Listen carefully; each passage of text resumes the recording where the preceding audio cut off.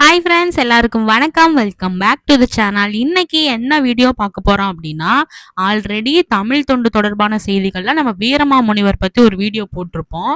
இன்னைக்கு நம்ம யாரை பத்தி தெரிஞ்சுக்க போறோம்னா, ஜியு போப்பை பத்தி தான். வீரமாமுனிவர், ஜியு போப்பு ரெண்டுமே ஓரளவுக்கு ஃபோக்கஸ் பண்ணி படிச்சிங்கனாலே அதில் இருக்க டிஃப்ரென்ஸ் தெரியும். ஈஸியாக டக்குன்னு மெமரி ஆகிற மாதிரி இருக்கும். நம்ம புக்கில் ஃபுல்லாக பார்த்து படிக்கும்போது பார்த்தீங்கன்னா எல்லாம் ஒரே மாதிரியே இருக்க மாதிரி இருக்கும். ஆனால் ரெண்டுக்குமே பயங்கர டிஃப்ரென்ஸ் இருக்குது. அது எல்லாத்தையும் தான் இன்னைக்கு நம்ம இந்த கிளாஸ்ல பார்க்க போறோம். ஃபுல்லா நம்ம ஆல்ரெடி சொன்னது போல டிஎன்பிஎஸ்சியில் அவங்க சொல்லியிருக்க புக் சோர்ஸ்ல இருந்தும் நம்ம பழைய சமச்சீர் புக்கு, புது சமச்சீர் புக்கு இது எல்லாத்தையும் வச்சு தான் ஒரு ஃபுல்லா ஒரு நோட்ஸா கலெக்ட் பண்ணி இன்னைக்கு இந்த வீடியோ உங்களுக்கு நான் கொடுத்துருக்கேன். ஸோ நீங்க இன்னும் நம்ம சேனலை சப்ஸ்கிரைப் பண்ணல அப்படின்னா மறக்காம சப்ஸ்கிரைப் பண்ணிக்கோங்க, பெல் ஐக்கானையும் கிளிக் பண்ணிக்கோங்க. இப்போ ஃபர்ஸ்ட் பார்ப்போம். ஜியு போப்புக்கு ஒரு ஸ்பெஷல் நேம், ஒவ்வொருத்தருக்கும் ஒவ்வொரு பட்ட பேர் இருக்கும் இல்லையா, அந்த மாதிரி ஜியு போப்புக்கு என்னன்னா செந்தமிழ் செம்மல் அப்படிங்கிறது இவரோட பேரு. இந்த மாதிரி பேரு ஞாபகம் வச்சுக்கோங்க. ஏன்னா இந்த பேர் பட்ட பேர்லாம் கொடுத்துட்டு இது யாரோடது அப்படிங்கிற மாதிரிலாம் கொஸ்டின் எக்ஸாம்ல வரலாம். ஜியு போப் என்னன்னு சொல்லுவாங்க, செந்தமிழ் செம்மல் அப்படின்னு சொல்லுவாங்க. ஃபர்ஸ்ட் இவர் எந்த நாட்டை சேர்ந்தவர்னு பார்த்தீங்களா, இங்கிலாந்து நாட்டை சேர்ந்தவர். இவரோட ஃபுல் நேம் ஜார்ஜ் யுக்லோ போப். இது எல்லாத்துலயும் இருக்க ஃபர்ஸ்ட் லெட்டரை வச்சுதான் ஜியு போப் அப்படின்னு சொல்லி நமக்கு இருக்கும். ஓகேங்களா, ஜார்ஜ் யுக்லோ போப். இவர் எப்போ பிறந்தாரு அப்படின்னா ஏப்ரல் 24, 1820 பிறந்திருக்காரு. இவர் எங்க பிறந்தாரு அப்படின்னு பார்த்தீங்கன்னா பிரான்ஸ் நாட்டோட எட்வர்டு தீவுல தான் பிறந்தாரு. ஓகேங்களா, இவர் எந்த நாட்டை சேர்ந்தவர்னா இவர் ஒரு இங்கிலாந்து நாட்டை சேர்ந்தவர். இவர் ஆனா பிறந்த இடம் பிரான்ஸ் நாட்டோட எட்வர்ட் தீவுல பிறந்திருக்காரு. இவரோட அப்பா பேரு ஜான் போப்பு, அம்மா பேரு கேத்ரின் யுலாப். நல்லா நான் வச்சுக்கோங்க பேரண்ட்ஸ் நேமு. ஏன்னா நமக்கு நிறைய தமிழ் பேரை விட இந்த மாதிரி இங்கிலீஷ் பேர் பார்க்கும்போது கொஞ்சம் கன்ஃபியூஸ் ஆகும். ஓகேவா, அப்பா பேர் என்ன, ஜான் போப்பு, கேத்ரின் யுலாப். இதுதான் இவரை பத்தியான ஜென்ரல் இன்ஃபர்மேஷன். இப்போ நம்ம ஜியு போப்பு எப்படி தமிழ்நாட்டுக்கு வந்தாரு அப்படின்னு பாத்தீங்கன்னா, ஆல்ரெடி ஜியு போப்போட தமையனார் ஹென்ரின்னு சொல்லி ஒருத்தர் தமிழ்நாட்டுல சமய பணி செஞ்சுட்டு இருப்பாரு. அதாவது கிறிஸ்துவ சமய பணி செஞ்சுட்டு இருப்பாரு.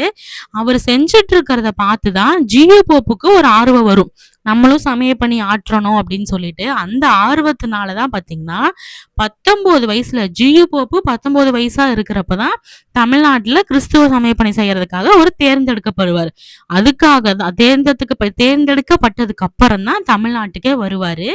அவர் வர்றப்ப எதுல பாத்தீங்கன்னா பாய்மர கப்பல்ல தான் சென்னைக்கு வருவாரு. அவர் இப்ப பாய்மர கப்பல்ல சென்னைக்கு வர்றதுக்கே 8 திங்கள் ஆச்சாம். அந்த 8 திங்களுமே என்ன பண்ணாருன்னா, அந்த 8 திங்கள் நம்ம வேஸ்ட் பண்ண வேண்டாம் அப்படின்னு சொல்லிட்டு தமிழ் நூலையும் வடமொழி நூலையும் படிச்சுக்கிட்டே வந்தாராம். எதுக்காகனா, நம்ம அங்க சென்னையில போய் இறங்கின உடனே மக்கள் முன்னாடி நம்ம உரையாற்றணும், அதுக்காக நம்ம ஓரளவுக்கு தமிழ் கத்துக்கிட்டு போகணும் அப்படின்னு சொல்லிட்டு அதுக்காகவே அந்த 8 திங்களும் டிராவல் பண்ற டைம்ல தமிழ் நூலையும் வடமொழி நூலையும் படிச்சுட்டே வந்தாராம். ஆனா அவர் போய் சொற்பொழிவு ஆற்றப்ப தமிழ்ல கத்துக்கிற காலத்திலேயே ஒருத்தர் இந்த அளவுக்கு பேசுறாங்கன்னு சொல்லி எல்லாரும் ஆச்சரியப்படுற வகையில அவர் பேசினாராம். ஓகேங்களா, அடுத்து இவரோட திருமண வாழ்க்கை பாத்தீங்கன்னா, இவர் திருமணத்துக்கு முன்னாடி எங்க வேலை செஞ்சுட்டு இருந்தாருன்னா திருநெல்வேலியில தான் ஒர்க் பண்ணிட்டு இருந்தாரு. திருநெல்வேலி மாவட்டத்துல இருக்க சாயர்புரம் அப்படிங்கிற ஊர்ல எந்த வருஷம் பண்ணிட்டு இருந்தாருன்னா 1842 இருந்து 1849 வரைக்கும். இந்த இயர் முன்னாடி ஆல்ரெடி ப்ரீவியஸ் இயர் கொஸ்டின் பேப்பர்ல கேட்டிருக்காங்க எப்ப அது பண்ணாரு அப்படின்னு சொல்லிட்டு. திருமணத்துக்கு முன்னாடி எந்த ஊர்ல சமய பணி ஆற்றினாருன்னா திருநெல்வேலி மாவட்டத்துல இருக்க சாயர்புரம். எந்த வருஷம் அப்படின்னு கேட்டாங்கன்னா 1842 இருந்து 49 வரைக்கும் என்ன பண்றாருன்னா கல்வி பணியும் சமய பணி ரெண்டையுமே சேர்த்து செஞ்சுட்டு இருக்காரு. 49 வரைக்கும் பண்ணிட்டு 1850 இங்கிலாந்துக்கு போய் மேரேஜ் பண்ணிக்கிறாரு. மேரேஜ் பண்ணோன்னா என்ன பண்றாருன்னா மறுபடியும் ஒய்ஃபோட சேர்ந்து தஞ்சாவூர் மறுபடியும் அவரோட கல்வி பணியும் சமய பணியும் ஆற்றுறாரு. ஓகேங்களா, திருமணத்துக்கு முன்னாடி எங்க இருந்தாருன்னா திருநெல்வேலி மாவட்டம் சாயர்புரத்துல இருந்தாரு. திருமணம் ஆனதுக்கு அப்புறம் எங்க பண்ணாரு அப்படின்னா தஞ்சாவூர்ல பண்ணாரு, ஒய்ஃபோட சேர்ந்து பண்றாரு. இந்த விஷயம் புரிஞ்சுதா? அடுத்தது தமிழ்நாட்டில் இவர் செஞ்ச சமய பணிகள் எல்லாம் பார்க்க போறோம். ஃபர்ஸ்ட் இவர் தமிழ்நாட்டில் சமய பணி எங்க செஞ்சாருன்னா சென்னையில இருக்க சாந்தோம் அப்படிங்கிற பகுதியில தான் செஞ்சுட்டு இருந்தாரு. அதுக்கப்புறம் என்ன பண்றாருன்னா திருநெல்வேலியில இருக்க சாயர்புரத்துக்கே மறுபடியும் போய் அங்க சமய பணியை செஞ்சு ஸ்கூலையும் ஓபன் பண்ணி நிறைய விஷயங்கள் கத்து கொடுக்கறாரு. ஓகேங்களா, அது மட்டும் இல்லாம என்ன பண்றாருன்னா நிறைய சமய கல்லூரிகள்ல தமிழ் இலக்கியம், ஆங்கில இலக்கியம், கிரேக்கம், லத்தீன், எபிராயிம் இது எல்லாமே அவங்க மாணவர்கள் கத்துக்கணும் அப்படின்னு சொல்லிட்டு அதுக்கான ஏற்பாடு எல்லாமே பண்ணி கொடுக்குறாரு. இது வந்து அவர் வந்து அதாவது மற்ற மாணவர்கள் கத்துக்கணும் அப்படிங்கறதுக்காக பண்ணி கொடுக்கறது.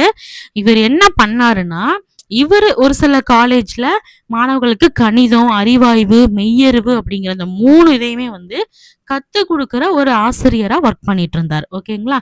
இது வந்து அவருடைய கல்வி பணி.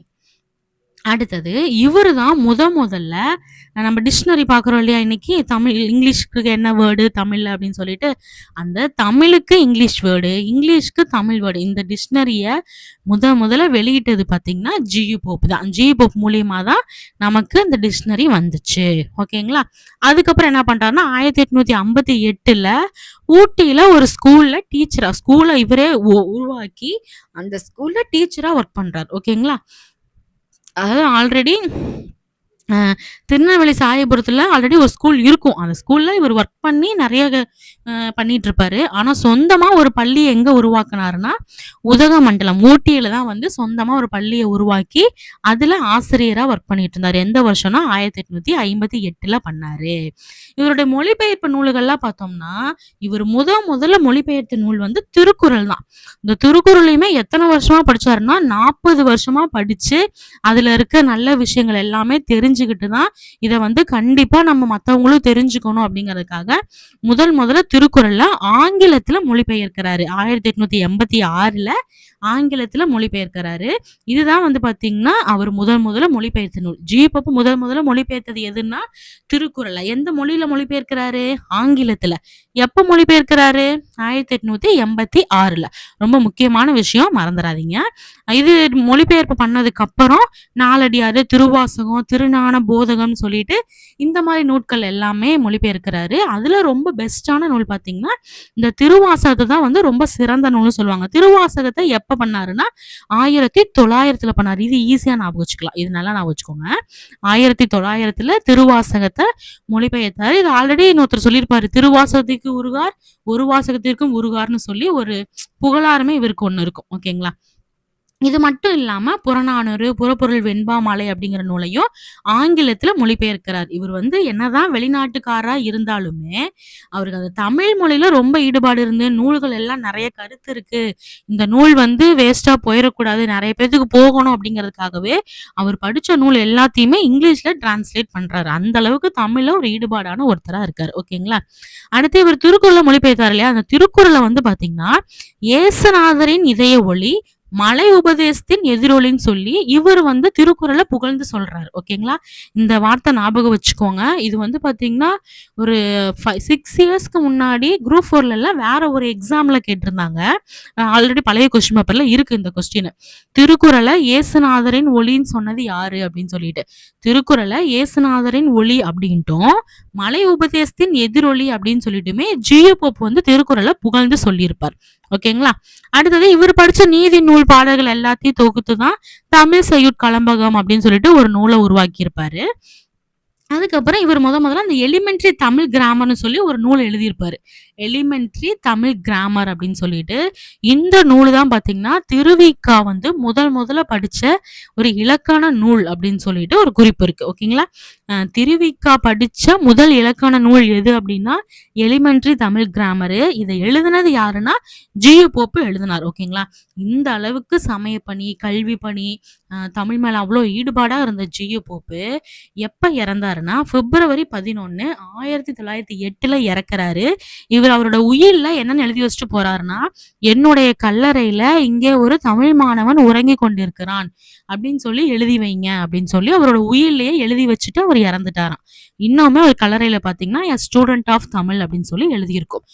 என்னதான் வெளிநாட்டுக்காரா இருந்தாலும் தமிழ் மொழியில இவ்வளோ ஈடுபாடா இருந்து நிறைய நூல்களை மொழிபெயர்த்து அவருடைய கல்லறையிலேயே என்னை வந்து நீங்க தமிழ் மாணவனே நீங்க எழுதுங்க, நான் வெளிநாட்டு ஆளுன்னு சொல்லிக்க நான் விரும்பல அப்படிங்கிற மாதிரி ஒரு ஸ்டேட்மெண்ட் கொடுக்குறாருன்னா இது எவ்வளவு பெரிய விஷயம் இல்லையா? இப்படிப்பட்ட ஒருத்தரை நம்ம தெரிஞ்சுக்காம இருந்து கேள்வி விட்டுட்டோம்னா நமக்கு எவ்வளவு கஷ்டமா இருக்கும். ஸோ இந்த வீடியோவை மறுபடியும் ஒரு டைம் பாருங்க, முக்கியமான பாயிண்ட்ஸ்லாம் நோட் பண்ணி வச்சுக்கோங்க. நீங்க பார்த்தா இந்த ஹேண்ட் ரிட்டன் நோட்ஸ் நம்ம டெலிகிராம் சேனல்ல போஸ்ட் பண்ணிடுவோம். ஸோ நீங்க சேனலை சப்ஸ்கிரைப் பண்ணலாம், மறக்காம சப்ஸ்கிரைப் பண்ணிக்கோங்க. டெலிகிராம்லயும் போய் சப்ஸ்கிரைப் பண்ணி வச்சுக்கோங்க. பிடிஎஃப் டவுன்லோட் பண்ணி வச்சுக்கோங்க. ஓகேவா?